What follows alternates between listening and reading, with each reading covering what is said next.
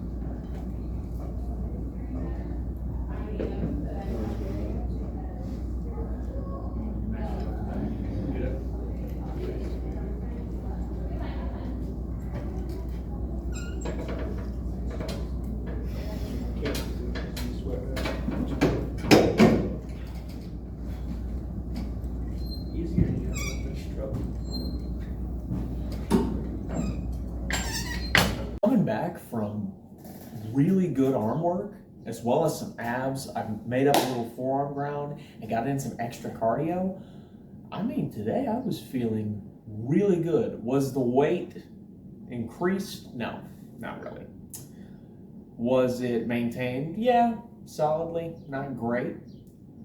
But I will say, I might have had my Beavis and Butthead shirt on, but from the little angles I could see, when I was stretching my bicep out at the bottom, I could see little lines and definitions showing up that I've never seen before.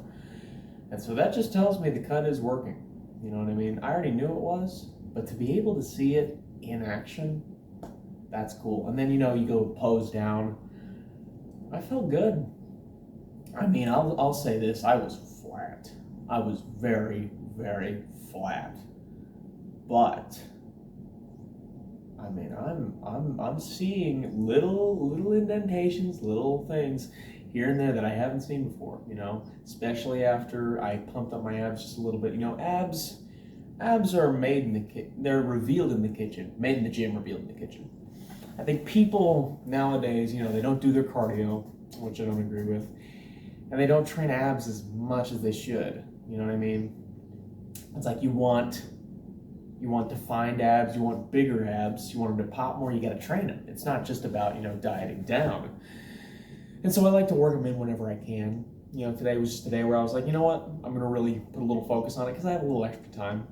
But, I'm looking, and am I, Mr. Olympia? No. But is this close to the best physique I've had? Yeah. Might be. And it's exciting to see that, like, the further I get, the better I become. And I've never seen this before for myself. And it's exciting. It's exciting to see that I'm making so much progress. I'm like 15 pounds down, but I look better than I was, like, an extra 15 pounds lighter. So I'm 185 now. I remember being like 170, not looking nearly as defined. So I can tell I've made progress, and it's just awesome to see. And I've done good enough to save a few pictures here and there so I can, like, see how I've progressed, and I'm like, wow, that's, a lot better. It's uneven a little bit. It's not the biggest, it's not the most defined, but the progress I've made is undeniable, and it's awesome to see. And, it just gives me motivation, even when, I'm like, damn, I'm out of calories, this sucks, I want a burger, I want to go eat Taco Bell or whatever. But then I see that, and I remember that I'm going to try and do my best at the show, and that I want, not for others, but for myself, to prove that I can do it. Motivation is a hell of a drug that nobody really talks about. It's drive is what actually gets you there. But when you feel that spark of motivation, you're like, holy shit, I'm looking good. You know what? I can do, 6 miles on the treadmill. I can do incline. I can go do my cardio on the bike. Or, you know what? These reps are going to be tough, but I'm going to do them. Or, I can't eat any more today, but you know what? Worth it. It's working, And I think it's all about just keeping a good balance of being motivated, but not doing it too much to where I'm burnt out. You have to go all in for this, but I'm trying to be careful to not rush it too much to where it's, you come all the way down and you're like, I can't do it anymore. I still got quite a bit of time, not as much time as I want, but there's time. So I'm trying to pace myself just a little bit. But anyways, that was an incredible workout, man. And tomorrow I get to hit chest. It's going to be great. I get to hit bench and incline. It's going to be fun. There's never a bad chest workout, let's be honest.